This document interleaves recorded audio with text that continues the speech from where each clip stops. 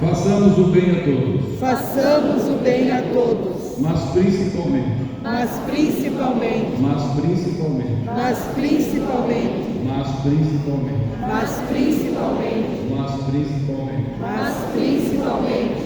Aos da família da fé. Aos da família da fé. Glórias a Deus. Vamos fazer aí uma leitura em Lucas, capítulo 16.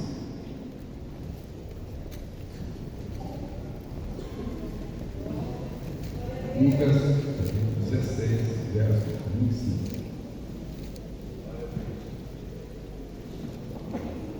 Lucas 16, 25. Quem achou, diga amém.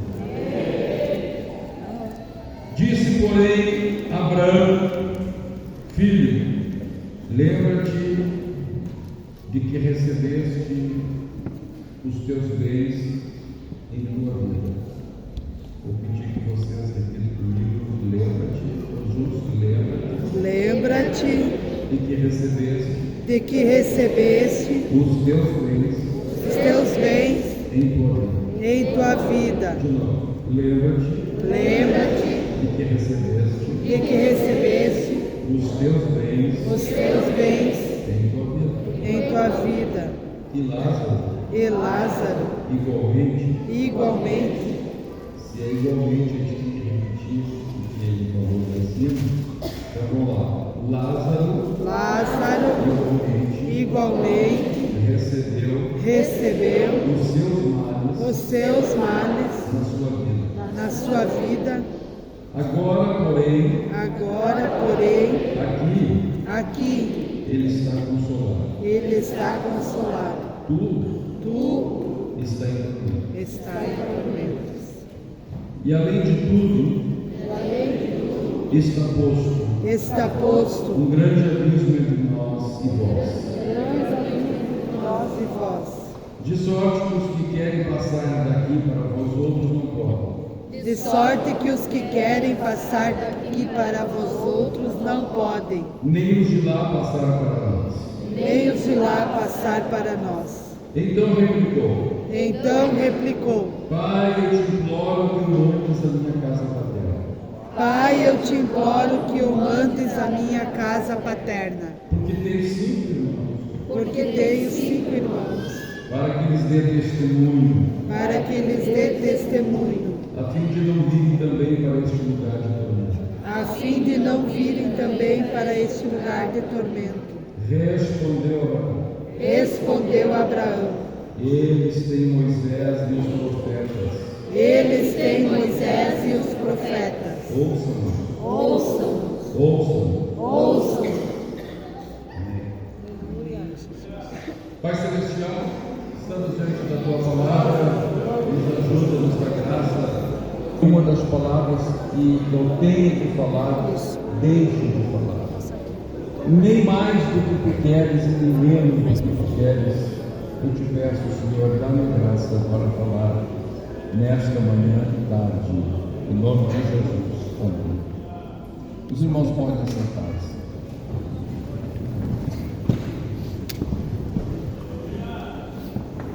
Glória a Deus.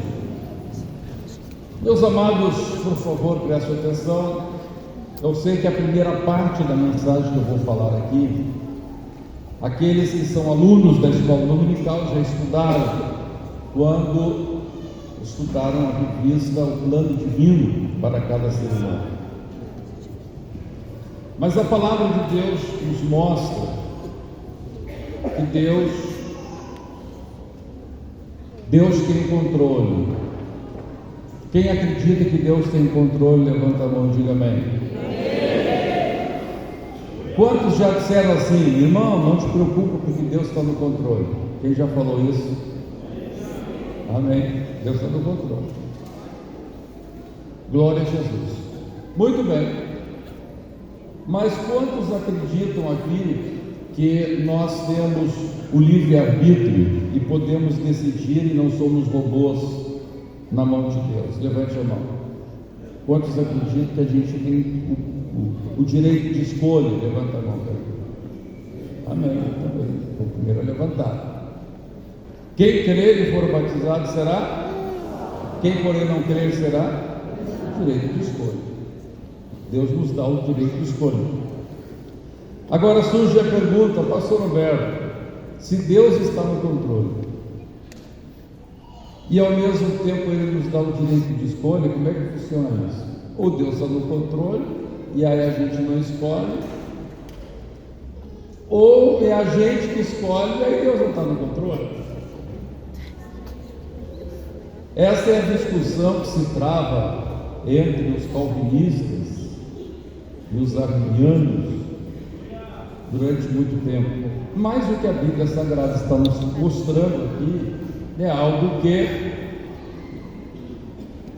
conjuga, compatibiliza tanto a escolha do ser humano quanto o controle de Deus. Como é que funciona então, pastor Humberto? A Bíblia está mostrando aqui que quando nós éramos massa ainda informe, quando é que nós éramos massa ainda informe? Quem se lembra da revista Escola Bíblica? Quando que nós éramos massa ainda informe? Quando? Aqui responderam certo. Nos 5 primeiros dias de gestação. Então, até o 5º dia de gestação, portanto, a tua mãe nem sabia que você existia. A partir do 5º dia, então, deixa de ser massa informe, o ovo, o zigoto, deixa de ser uma massa informe e passa a tomar uma forma. Querido citoplástico, ele vai se apegar agora à parede do útero e começa a formar, e começa a tornar-se uma forma. Então diz a Bíblia Sagrada que quando nós éramos massa ainda informe, um embrulhozinho, Deus já tinha escrito todos os nossos dias. Bom, então, se nós fôssemos acreditar que ao Deus escrever todos os nossos dias, nós seríamos um robô, iria acontecer nada de nossa decisão, mas tudo era Deus empurrando a gente a fazer tanto bem quanto mal. Então, os planos de Deus para a nossa vida seria um plano só. Deus teria um plano e pronto. Querendo ou não querendo, a pessoa faria este plano. Agora, quantos planos a Bíblia diz que Deus tem para nós? Nós lemos ali, quantos pensamentos? É um só? Quantos pensamentos? Incontáveis. Diz a palavra de Deus que seriam, se nós fôssemos contados, seria um número maior que os grãos de areia. Agora imagine quantas milhões, quantos bilhões de grãos de areia existem. Mas por que, pastor Humberto, então, que são tantos os pensamentos que Deus tem para nós? E a resposta, então, nós lemos aqui em Gálatas, no capítulo 6. Deus estabelece, tanto no mundo físico quanto no mundo espiritual, porque Ele é o autor dos dois mundos, e o mundo físico existe por causa do mundo espiritual. Nós já vamos ver isso. Deus estabelece uma lei chamada lei da semeadura e da colheita. Deus estabelece a lei da semeadura e da colheita. Então, o que isso significa dizer? Significa dizer que nós temos o direito de escolher somente a semente que plantamos, ou que plantamos. Mognello foi agricultor durante muito tempo. Ele pode dar uma aula para mim, não eu para ele, desse assunto aí. Só pode chegar aqui, por favor? Só pode chegar aqui. Então veja, irmão Agnello, a partir do momento que o agricultor escolhe, bom, eu vou plantar o quê? Eu vou plantar trigo ou vou plantar aveia? Ele tem escolha de escolher ou plantar trigo ou plantar aveia? Tem escolha. Mas depois que ele joga a semente no solo, se ele jogou a semente de aveia, depois ele tem o direito de decidir que em vez de aveia ele vai colher trigo? Depois que semeou, vai colher o que semeou. Então veja, existem as duas coisas: existe o livre-arbítrio e existe depois o controle de Deus. As duas coisas. Deus está no controle. Deus sempre está no controle. Deus te dá só o direito de você plantar a semente, depois de tudo com Ele mesmo. Amém? Quem entendeu? Então, jovem, adolescente, vem cá. Fazer outra pergunta para o senhor. Qual é o tempo de plantar soja? Outubro, novembro, dezembro. Se passou outubro, se quiser plantar soja em março, vai dar certo? Não tem garantia que vai colher, pode não dar nada. Porque tem o tempo, então. Tem a época certa de plantio e também de colheita depois. Amém? E o trigo? Quando é que planta o trigo? O trigo começa em maio e vai até junho, talvez julho, é a época de plantio. Se deixar para plantar o trigo em janeiro, não vai colher depois, não dá certo. Né? Obrigado. Então veja, a Bíblia diz também, Eclesiastes 4, 5, 6, que para todo propósito há um tempo e um modo. Há um tempo e um modo. De novo, vem cá, quando o senhor vai plantar uma muda de árvore, o que o senhor faz? O senhor joga assim, explica como é que faz para plantar a muda de uma árvore. Dependendo da árvore que vai plantar, a gente precisa fazer uma cova, né? Se é um arvoredo.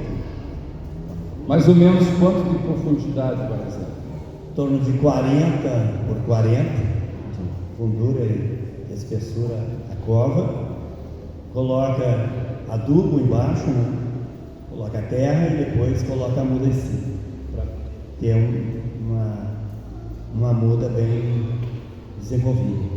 E a semente da soja, qual é a profundidade? A semente da soja é em torno de 5 centímetros a profundidade da semente. Se o senhor quiser plantar uma árvore, aí o senhor faz uma covinha só de 5 centímetros e põe ali a árvore em cima, ali, o que vai acontecer? Primeiro vento arranca.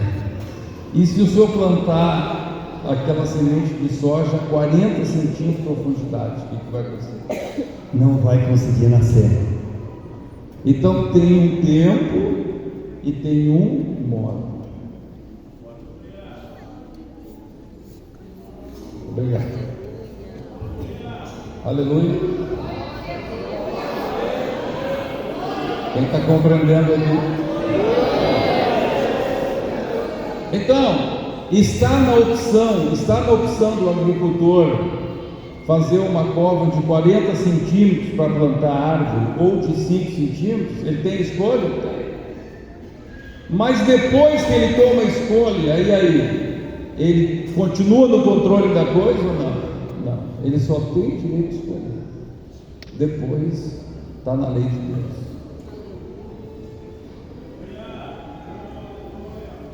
Aleluia.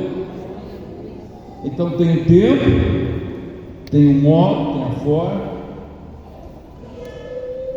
Qual é o grande tempo da semeadura que nós temos na nossa vida? É justamente na adolescência, na juventude. Esse é o tempo de semear. Então, o que acontece muitas vezes com os jovens? Há jovens que querem colher na juventude.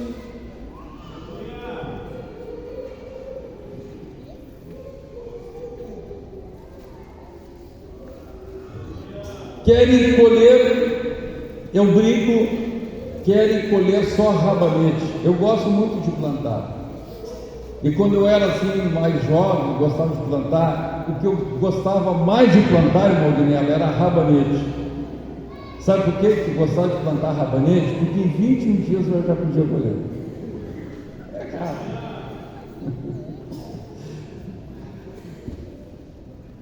Mas dá para viver só de rabanete? Um já gritou não, já que não gosta de rabanete. Tem muita gente que não gosta de rabanete. Aleluia. Agora, se alguém plantar uma árvore de nozes, um pé de nogueira, olha o que custa. Olha o que custa 1 quilo de rabanete e o que custa 1 quilo de nozes. É muita diferença. É muito diferença. É porque para plantar rabanete, você faz ali um canteirinho, joga a sementinha e pronto. Mas para plantar nogueira, tem que preparar o solo.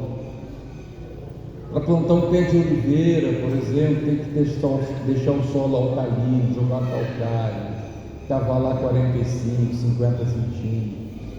Olha o trabalhão que dá. Mas veja quanto que custa 1 litro de azeite de oliva.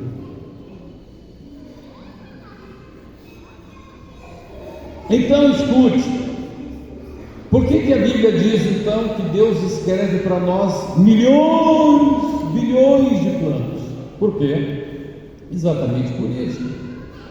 Porque para cada decisão que nós formos tomando na nossa vida, para cada semente que nós plantarmos, para cada escolha de semente que plantarmos, vai ter uma consequência. Pastor Humberto, mas como isso é possível? Irmão, eu tenho mostrado para os jovens, especialmente para os jovens que conhecem bastante de informática, e quase todos os jovens já tiveram acesso a algum joguinho eletrônico, agora esses joguinhos que vêm em celular.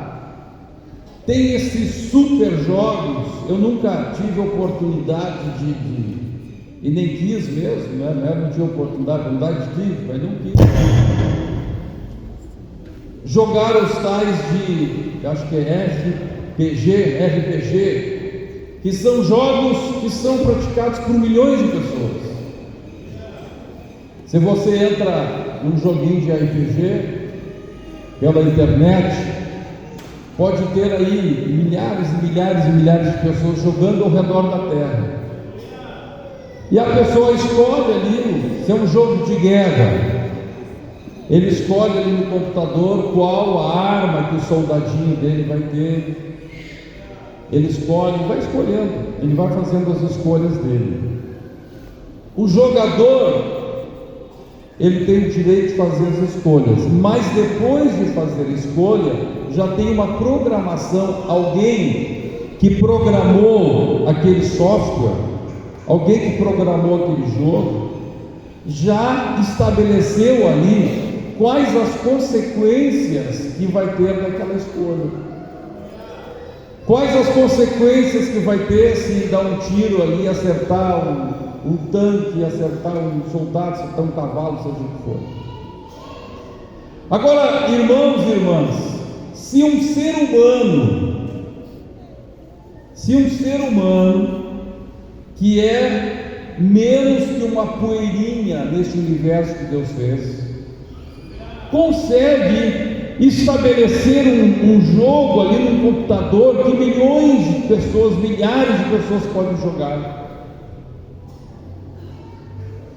e aquilo que todas essas pessoas escolhem, cada um no seu computador, um computador na China, um computador nos Estados Unidos, um computador no Brasil, Se cada um escolhe e a partir do momento da escolha já existem consequências programadas naquele jogo, imagine o que Deus pode fazer.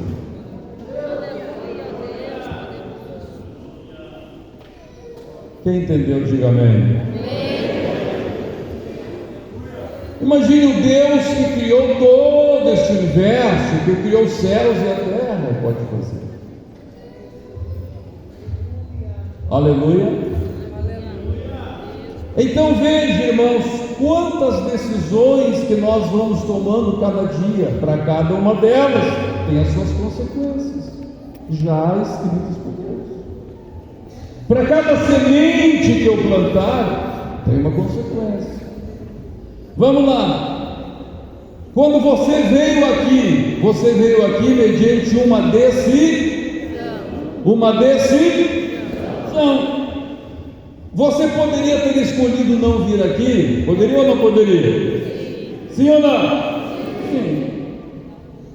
Quando você decidiu vir aqui, o que você estava fazendo? Estava plantando uma,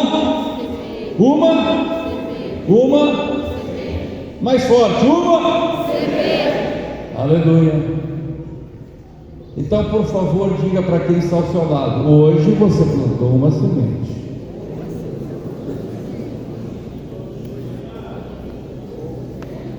Glória a Deus. Agora dá uma piscadinha de olho assim, então você vai colher essa semente. Dá uma glória a Deus então, porque a semente foi boa. A semente foi boa. Você poderia ter ficado em casa, dormindo, tomando chimarrão. Você também teria plantado uma semente. Mas para quem tomou essa decisão da preguiça, da negligência, poderia ter vindo, não veio. Aí, meus sentimentos, meus pêsames, porque você também plantou uma semente, né? Não sei se estão transmitindo aqui. Plantou uma semente. E a palavra de Deus é tão forte ao enfatizar isto, que nós lemos lá em Gálatas 6, 7, diz assim: não vos enganeis, de Deus não se zomba. Irmão, não pense que você vai plantar trigo e colher soja. Não pense. Aleluia. Amém. Aleluia. Não pensa que você vai plantar aquela semente cara, aquela semente tratada, que um pacotinho aí custa R$500, né? Você vai, ou melhor, você vai escolher a semente baratinha, aquela ali custa baratinho, e o teu vizinho vai plantar aquela semente cara, a prova de lagarta, a prova de tanta coisa. Aí você plantou aquela baratinha. Você não pode pensar que a lagarta vai pegar a planta dele, não vai pegar a tua, não, vai pegar a tua planta. É tua que a lagarta pega. Aleluia. Quem está entendendo a mensagem de Deus? Então veja, irmãos, a palavra de Deus está dizendo que Deus, no controle que Ele tem, como é que Deus então ao mesmo tempo, aí nós vamos entender isso, como é que ao mesmo tempo nós temos as nossas livres escolhas e ao mesmo tempo Deus está no controle? Por causa disso. Porque ao mesmo tempo que Deus te dá o livre-arbítrio para escolher, Ele sabe, Deus está então com todo o quadro na sua frente. E existem muitas coisas que Deus diz que vai acontecer. Deus, por exemplo, disse que o povo de Israel ia voltar. Deus disse que ia ter rumores, que ia ter guerras, que ia... todos os sinais Ele disse. Mas como é que ao mesmo tempo Deus dá livre escolha e sabe o que vai acontecer? Por causa disso. Porque para cada escolha de uma pessoa, Deus já tem um caminho, consequência daquilo. E Deus então coordena tudo para que tudo chegue lá no ponto onde Ele quer que chegue. Estão conseguindo entender ou não? Estão ou não? Amém? Glória a Deus. Esse é o nosso Deus, um Deus grande, poderoso, maravilhoso, que ao mesmo tempo dá o direito de escolha, mas ao mesmo tempo está no controle de tudo.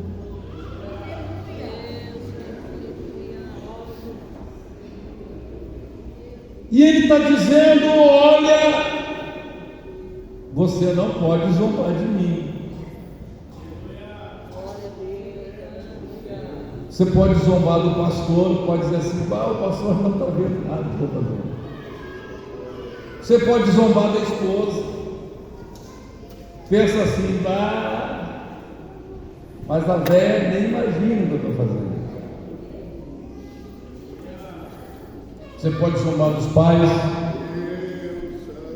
zombar do patrão, fazendo cabrito, né? Não sei se aqui chama cabrito também, em Porto Alegre chama cabrito, né? Cabrito, você pega lá a ferramenta do patrão, pega e faz um servicinho por fora, recebe por fora. O patrão é um bobo, eu sabia. E você vai já estava lá, quando você está no vento da mão. Todas as opções, milhões de opções.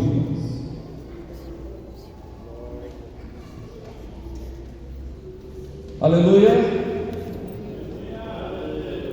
Glória a Deus. Então, meus irmãos, Jesus falou na parábola do rico e do Lázaro. Jesus diz então que muitas pessoas tomam uma opção aqui na terra de apostar. Olha aqui, preste atenção. Muitas pessoas tomam a opção de apostar na terra, apostar em receber todos os bens que ele tem direito aqui na terra. Ele aposta em ter os prazeres aqui na terra. Essa é a aposta dele. E a Bíblia Sagrada diz que havia um homem, que este homem tinha 5 irmãos, portanto eram em 6, e ele e os seus irmãos se uniram nesse propósito. Quem sabe quando eles eram pequenos, o pai dizia assim para eles: você não vai representar o meu pai, põe a mão no Senhor. O pai dizia assim: meu filho, vamos lá na sinagoga. Meu filho, vamos lá na sinagoga. Aí ele dizia assim: mas pai, vê aquele rabino chato falar lá. Não, pai, a gente vai jogar uma bola ali. Então, obrigado. A opção deles foi, a opção que eles tiveram, a decisão que eles tiveram foi apostar em obter todos os bens somente aqui na terra. Essa foi a opção deles. Os bens que eles queriam, o bem que eles queriam, o prazer que eles queriam, era aqui na terra. Eles não pensaram em nada além disso. Aleluia.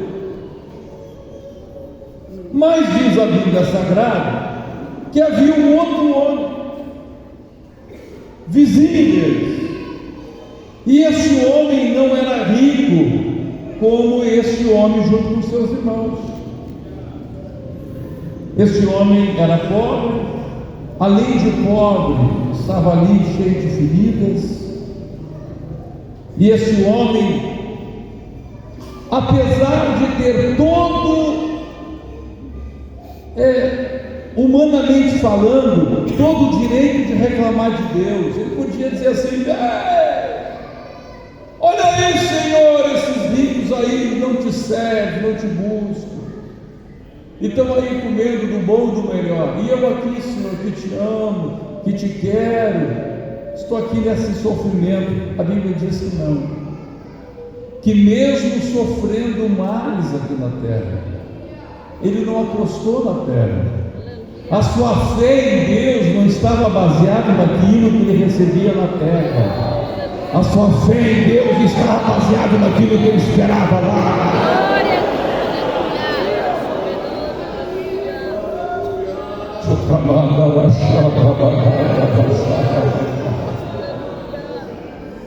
Onde está baseada a tua fé em Deus? Nos bens que você recebe aqui na terra, e se não recebe, fica bravo com Deus?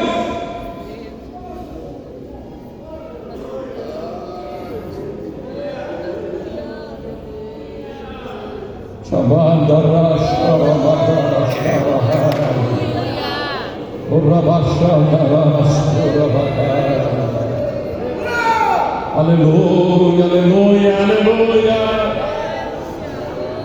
Quando aquele rico passava pelo Lázaro, quem sabe o rico passava pelo Lázaro, olhava ali para aquela sua miséria e fazia assim, ó, chegava a cuspir no chão, nojo. E quem sabe o diabo dizia para aquele homem: amaldiçoe teu Deus, amaldiçoa, que adianta ser crente? Mas aquele homem dizia: glória a Deus, eu sei, quem sabe dizia como Jó: eu sei que o meu Redentor vive.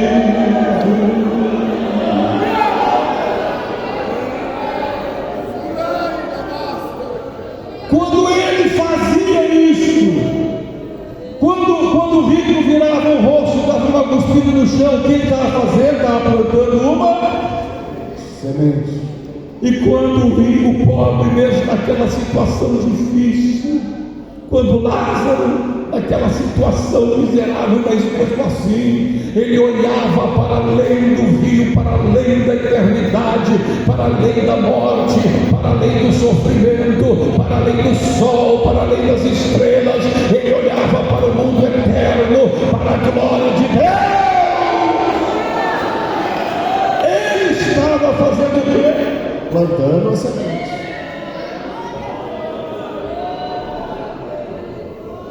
Plantando uma semente, cujo fruto já estava determinado desde que ele estava no ventre da sua mãe.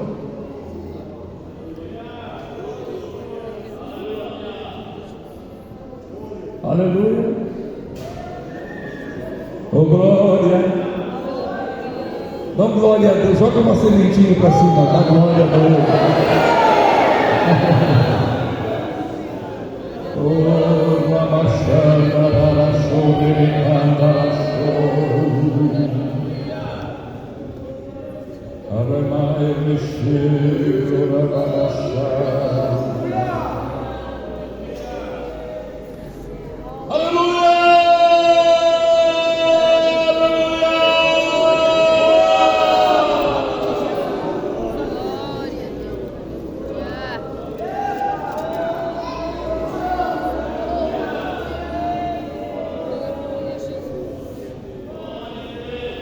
Aí, meus irmãos, o que a palavra de Deus diz? A Bíblia diz assim, Gálatas 6:9: e não nos cansemos de fazer o bem, todos juntos, e não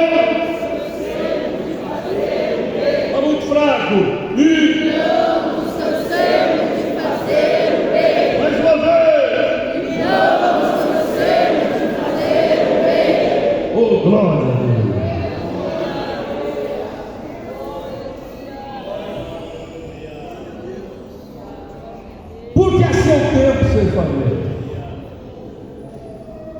Mas aí tem uma vírgula.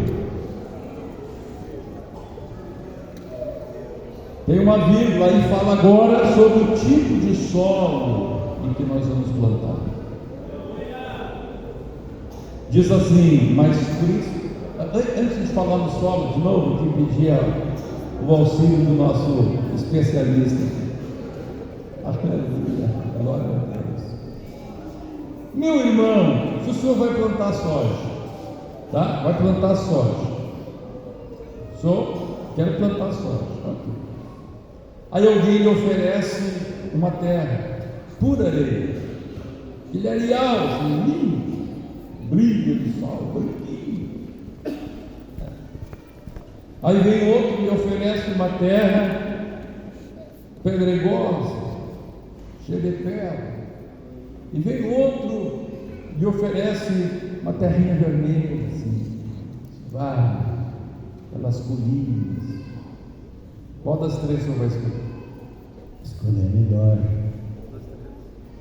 Areia, a pedregosa ou a terrinha vermelha? A terra vermelha e mais plana. Mas não esquecendo, né, pastor, que todas as terras dá para recuperar. Mas um areal bravo. Qual das três você vai querer? Vou querer a melhor. Escolher a melhor. Das três, a vermelha. Vermelha. Então, o que Deus está dizendo? Deus está dizendo assim: não nos cansemos de fazer o bem. Como o Senhor disse, faz o bem até na areia brava. Mas ele disse assim: se você quer colher, a Bíblia diz, principalmente dos da família da fé. Essa é a terra vermelha.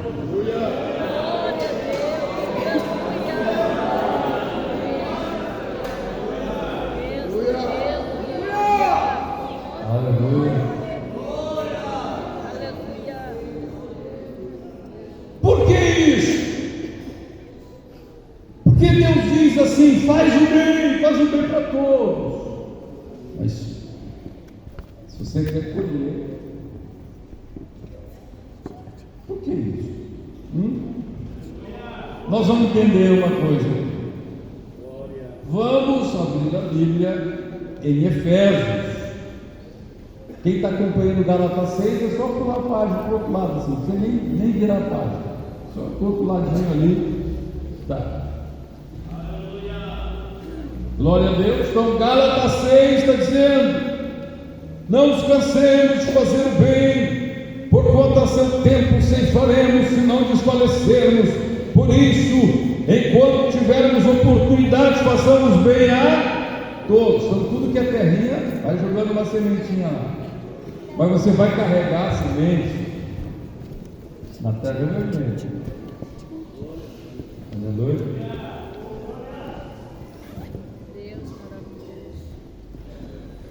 Mas principalmente aos todos juntos, aos da família, aos da família. Por que isso? Será que Deus está fazendo acepção de pessoas? Não. Como, pastor? Como é que Deus está fazendo acepção de pessoas? Você vai entender. Você já vai entender. Aleluia. Aleluia.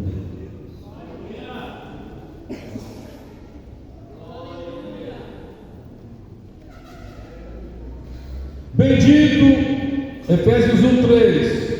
Bendito Deus e Pai de nosso Senhor Jesus Cristo, que nos tem abençoado com toda sorte de bênção espiritual nas regiões celestiais em Cristo.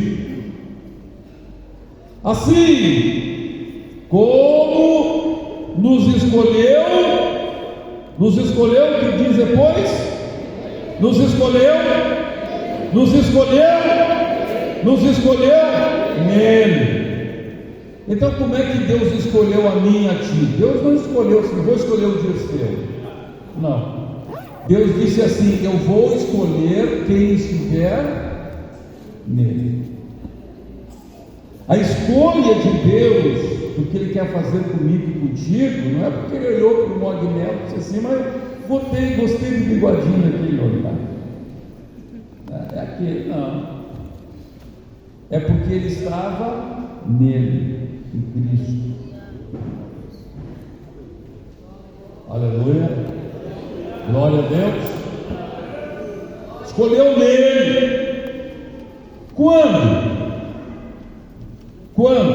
Quando que Deus fez um projeto tremendo para os que estivessem em Cristo? Quando está escrito aí? Quando aí, irmã Rosa? Oh, glória a Deus, fala bem forte. Antes da fundação do mundo. Quando é que foi mesmo, irmã Sandra? Antes da fundação do mundo.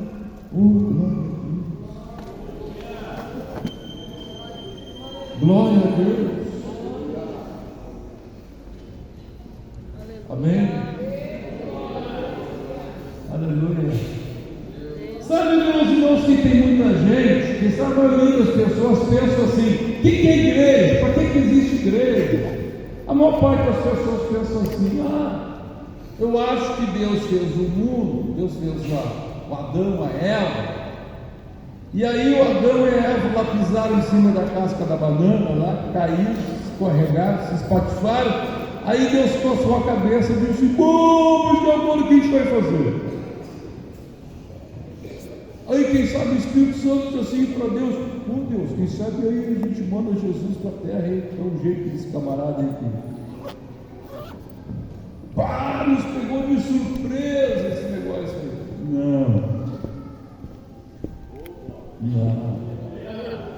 Não,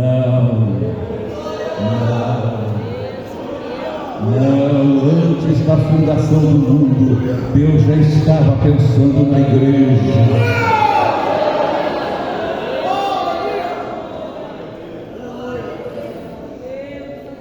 Oh, glória a Deus. Deus não fez a igreja por causa do homem. Deus não pensou na igreja, em Cristo, por causa do ser humano. Não. A igreja não foi feita por causa do homem, mas diz a palavra que todas as coisas foram feitas por causa da igreja.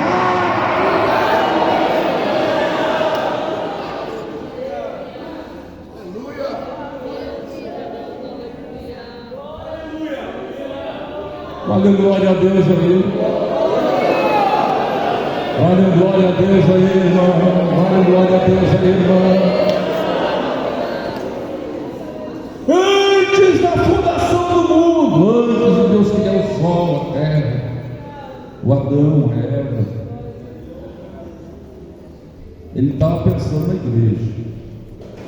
Ele está pensando em Cristo sendo enviado a esta terra na forma de homem, e nele, em Cristo, está pensando em mim, em nós. Eu vou pedir que você vire para a pessoa que está do seu lado e diga assim: antes da fundação do mundo, Deus já estava pensando em nós.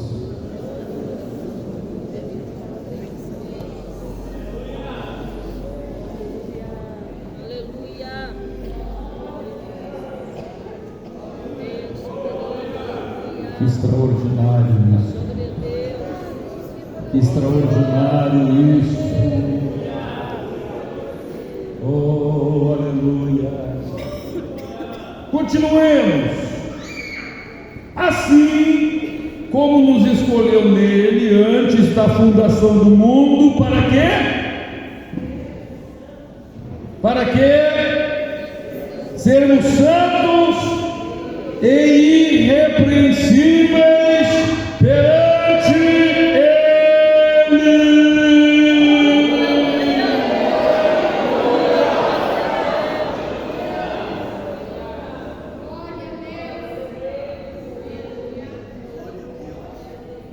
Oh, aleluia.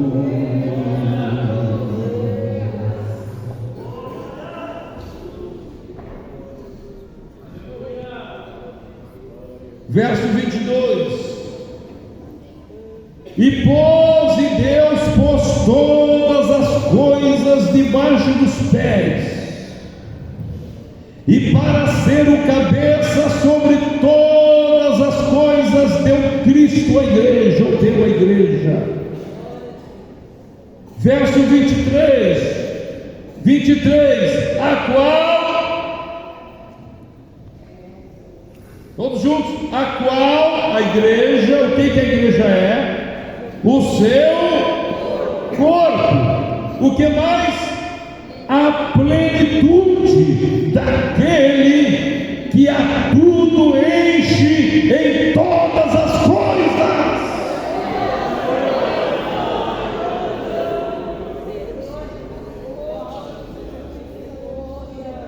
Oh, glória a Deus. O que é a igreja, irmãos? A igreja é muito mais do que a gente pensa. Mas de que igreja a Bíblia está falando aqui? A igreja santa e irrepreensível. Essa é a igreja, essa é a noiva, esse é o corpo. O corpo de Jesus não é manchado, o corpo de Jesus é sem defeito, o corpo de Jesus é a igreja, irmão, pastor Eli, preste atenção aqui, preste atenção, olha aqui, meus irmãos, olha aqui que coisa tremenda, pastor Eli. Se a igreja é o corpo de Cristo, e o corpo de Cristo é sem defeito, eu lhe pergunto, será que a gente pode chamar uma igreja destrambelhada, uma igreja que vive de acordo com o mundo, com os princípios do mundo, de acordo com a estética mundana, de acordo com a moda mundana, de acordo com os costumes mundanos, influenciados pelo diabo, governados pelo diabo? Será que a gente pode chamar isso de corpo de Jesus? Não.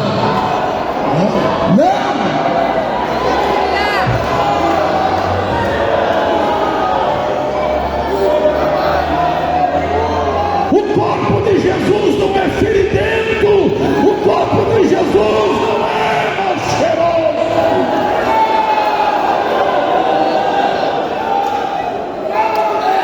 Ele foi ferido na cruz, ele foi massacrado na cruz, o corpo de Jesus foi traspassado na cruz, mas ele ressuscitou.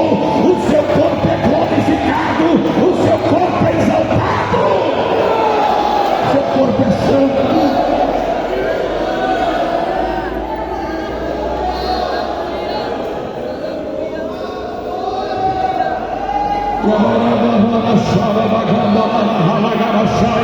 A beleza do corpo de Cristo não é a beleza do mundo, aleluia, não, pelo contrário, a palavra de Deus diz em Isaías 53, olhamos para ele e não havia beleza nenhuma que nos agradasse. Este é o corpo de Cristo. Para o mundo sem beleza, para o mundo não agrada, mas para Deus, para o Pai, é o corpo de seu Filho, aleluia.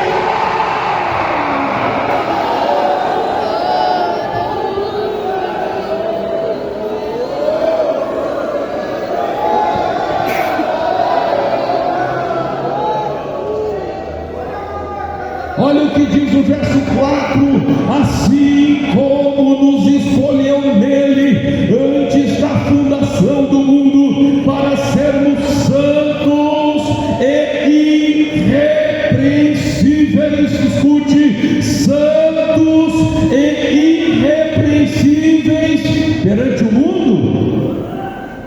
O que está escrito ali? Santos e irrepreensíveis diante dele. Aleluia. Oh, aleluia. Aleluia. Aleluia. Aleluia. Aleluia. Aleluia. Glória a Deus. Minha irmã querida, apesar de que o mundo te critica, ao sair de casa você não pode pensar assim: eu tenho que ser irrepreensível perante as mulheres do mundo. Assim pensam as mundanas: eu tenho que ser irrepreensível perante o mundo, perante as mulheres do mundo. Ninguém pode me chamar de isso, pode me chamar de grisalha, ninguém pode me chamar de feia. Eu tenho que me empiriquitar, tenho que me pintar igual uma arara. Você não pode pensar que, moço, eu tenho que ser irrepreensível perante os meus colegas. Ele tem que achar que eu sou garanhão, que eu sou machão. Não, eu e você fomos chamados antes da fundação do mundo. Antes da fundação do mundo, antes que existisse qualquer coisa, Deus olhava em Cristo o povo que fosse irrepreensível perante Ele, perante Ele, perante Ele.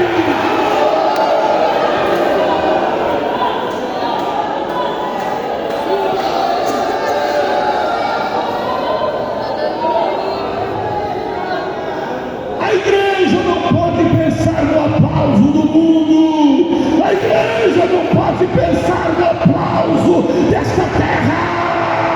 Jesus disse: de todos sereis odiados por causa do meu nome. Quando todos vos elogiarem, então estáis perdidos, disse Jesus. Nós fomos chamados para sermos santos, separados do pecado, separados da carne, separados do mundo e sermos irrepreensíveis perante Ele.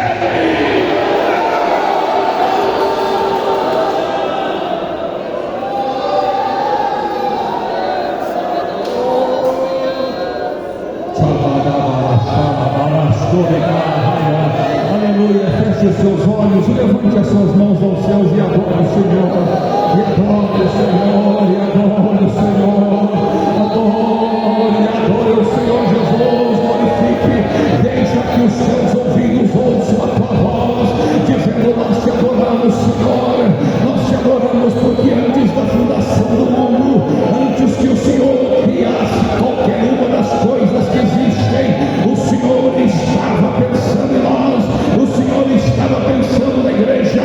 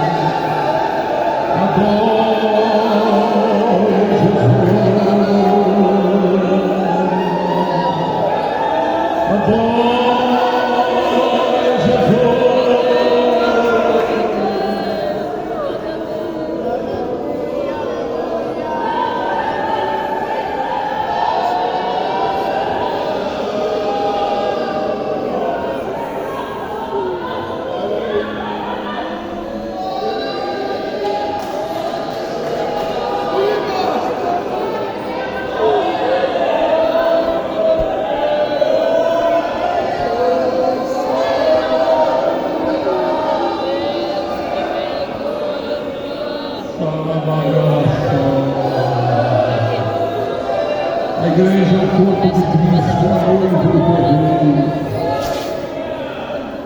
Ele fez todas as coisas pensando na igreja.